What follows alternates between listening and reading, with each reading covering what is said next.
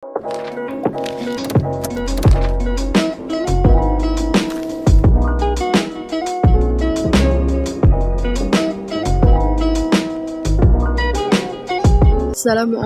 warahmatullahi wabarakatuh.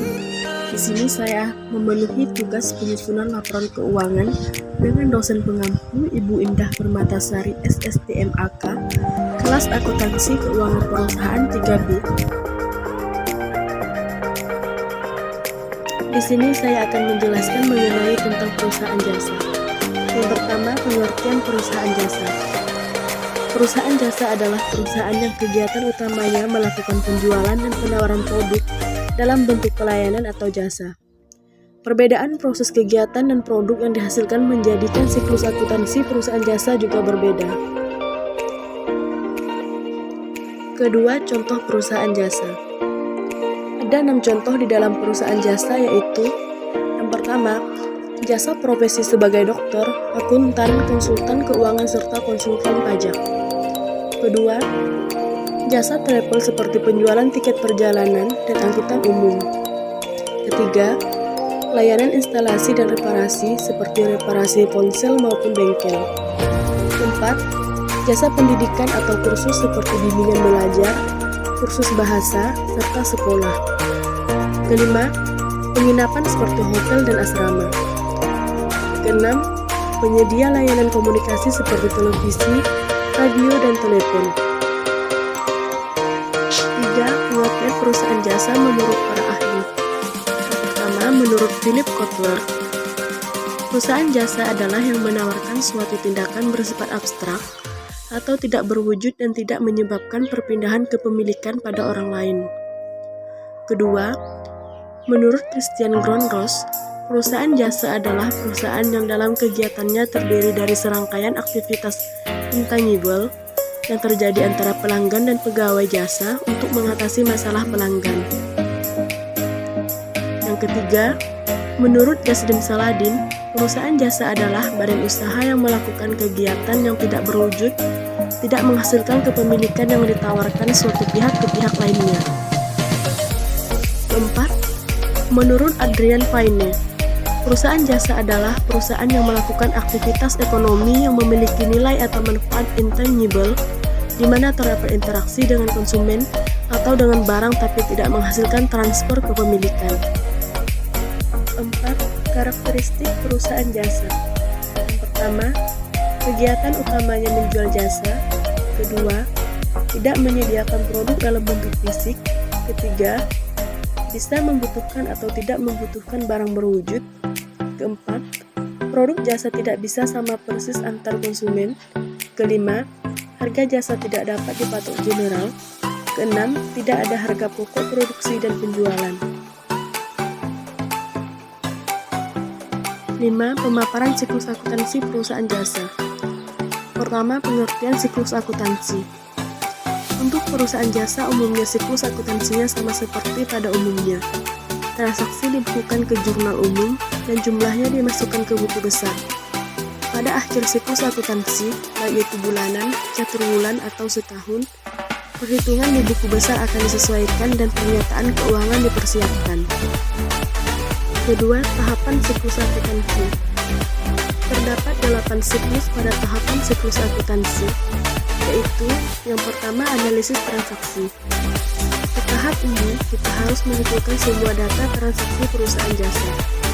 Bentuk transaksi perusahaan jasa biasanya berupa pembelian asuransi, pembelian persediaan alat, biaya sewa, biaya iklan, dan biaya lainnya. Setelah semua terkumpul dan dianalisa, baru kita masukkan ke jurnal umum. Kedua, jurnal umum. Pada tahapan membuat jurnal umum, semua transaksi sudah dianalisa dan bisa diposting ke buku besar. 3. Posting ke buku besar. Posting atau pemindah bukuan adalah memindahkan transaksi yang telah dicatat dalam jurnal ke dalam setiap akun buku besar yang sesuai. 4. Neraca saldo sebelum penyesuaian. Neraca saldo adalah yang isinya daftar saldo yang ada di masing-masing rekening buku besar. Saldo yang terdapat dalam buku besar dilakukan dan jumlahnya harus sama. Jadi, untuk melakukan penginputan ke neraca saldo yang belum disesuaikan, kita bisa mentransfer dari akun-akun buku besar ke neraca saldo. 5. Jurnal penyesuaian. Jurnal penyesuaian adalah jurnal yang dibuat pada proses percatatan perubahan saldo di dalam akun yang mencerminkan jumlah yang sebenarnya. 6. Neraca lajur. Neraca lajur yang berupa worksheet yang berisi informasi data keuangan tersusun dari jurnal umum. 7. Laporan keuangan. Jika sudah pada tahap ini, kita harus berhati-hati memasukkan data jurnal ke dalam laporan keuangan, supaya tidak terjadi kesalahan perhitungan. 8. Jurnal penutup. Jurnal penutup adalah jurnal yang dibuat pada akhir periode akuntansi untuk menutup akun-akun nominal sementara. Studi kasus tanpa siklus akuntansi perusahaan jasa. Yang pertama, analisis transaksi. Berikut analisis transaksi pada perusahaan Salondia.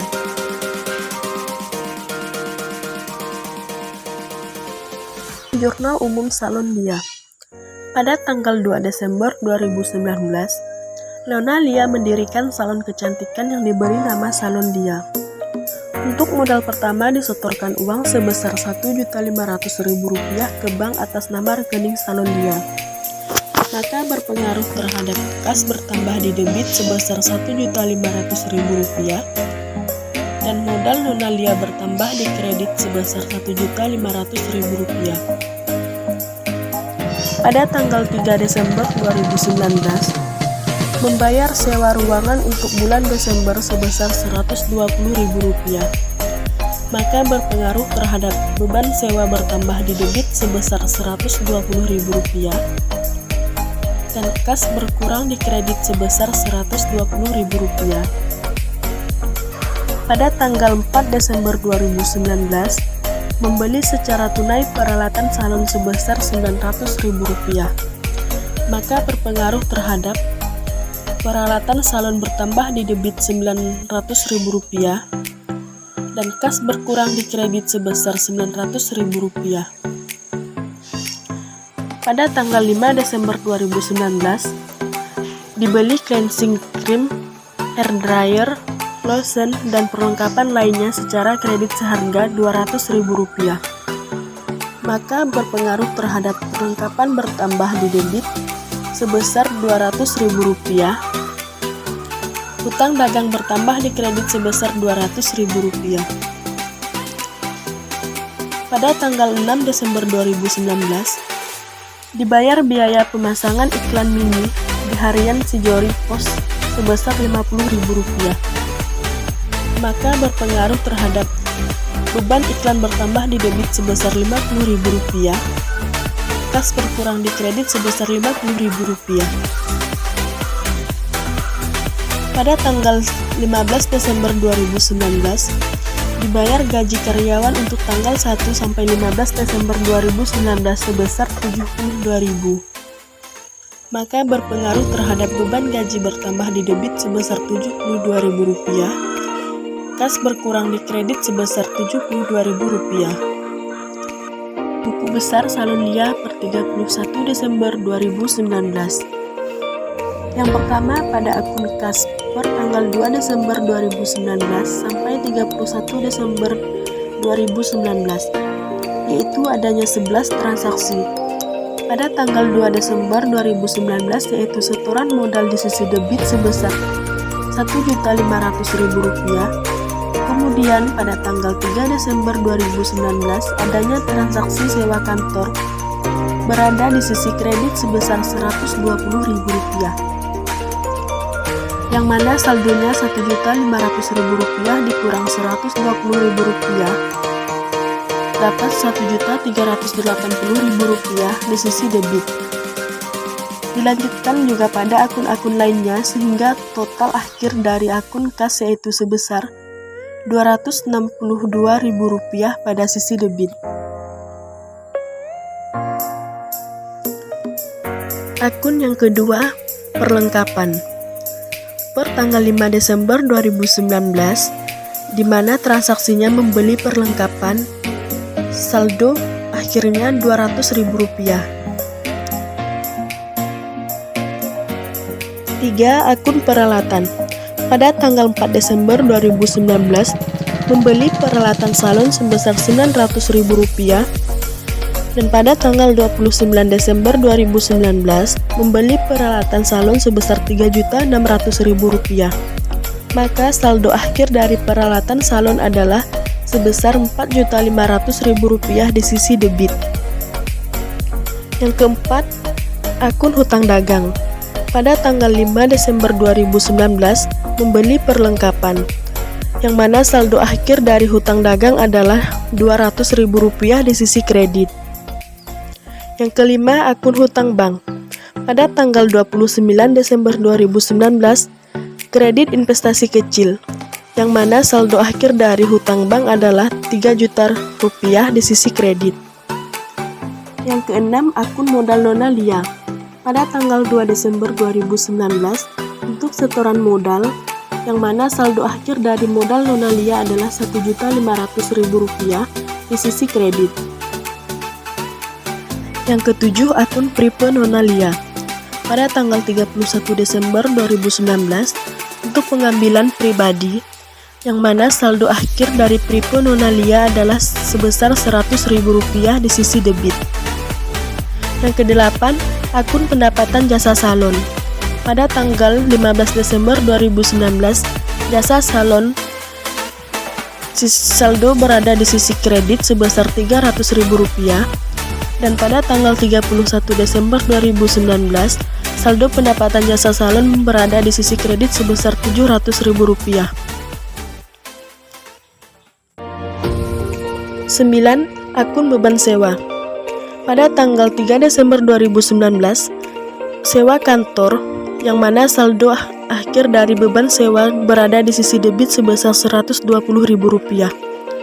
Yang 10. Akun beban iklan. Pada tanggal 6 Desember 2019, beban iklan, saldo akhir beban iklan adalah sebesar Rp50.000 di sisi debit. 11. Beban gaji.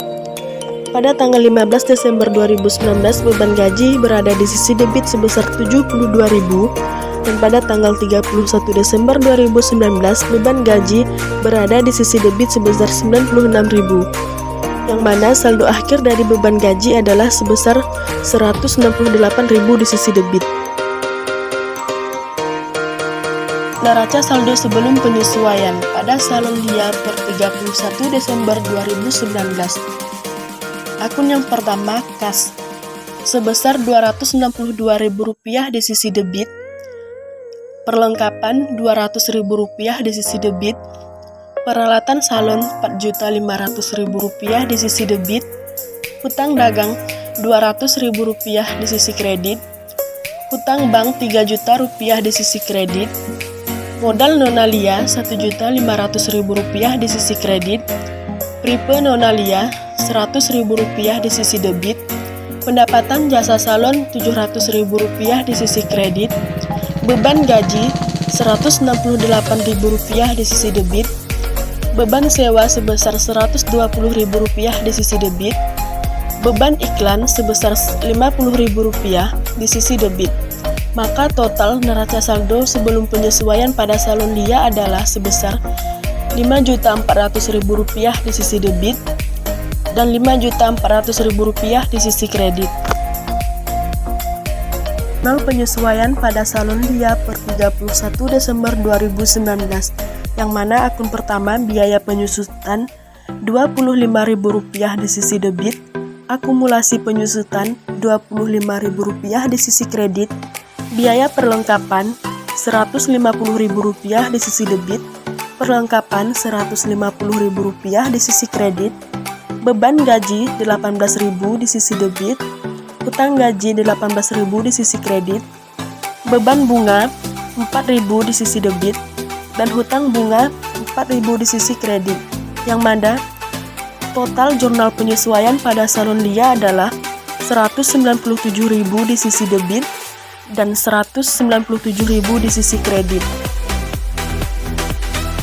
Neraca lajur salon Lia per 31 Desember 2019, yang mana akun-akun yang terdapat dalam neraca lajur yaitu neraca saldo sebelum penyesuaian, jurnal penyesuaian, neraca saldo disesuaikan, laba rugi, dan neraca. Berikut neraca. Neraca pada salon Lia per 31 Desember 2019. Berikut perhitungan laba rugi pada salon Lia per 31 Desember 2019. Laporan keuangan. Laporan keuangan pada salon Lia per 31 Desember 2019, di mana modal nona Lia pada tanggal 1 Desember 2019 berada di sisi kredit sebesar 1.500.000, laba bersih berada di sisi debit sebesar 165.000, pengambilan prepaid berada di sisi debit sebesar 100.000, maka hasil pengambilan prepaid sebesar 65.000 berada di sisi kredit. Modal nona Lia 31 Desember 2019 Rp1.500.000 dikurang 65.000 menjadi Rp1.565.000. Per jurnal penutup. Jurnal penutup pada salon Lia per 31 Desember 2019, yang mana menutup semua perkiraan pendapatan jasa salon di sisi debit sebesar Rp700.000, ikhtisar laba rugi di sisi kredit sebesar Rp700.000. Menutup semua perkiraan biaya, ikhtisar laba rugi sebesar Rp535.000 di sisi debit, biaya gaji Rp186.000 di sisi kredit, biaya perlengkapan Rp150.000 di sisi kredit, biaya sewa Rp120.000 di sisi kredit, biaya penyusutan Rp25.000 di sisi kredit, biaya bunga Rp4.000 di sisi kredit, biaya iklan Rp50.000 di sisi kredit. Penutup perkiraan ikhtisar laba rugi. Ikhtisar laba rugi Rp165.000 di sisi debit, modal nona Lia Rp165.000 di sisi kredit. Menutup perkiraan prepaid. Modal nona Lia di sisi debit sebesar Rp100.000, prepaid nona Lia di sisi kredit sebesar Rp100.000.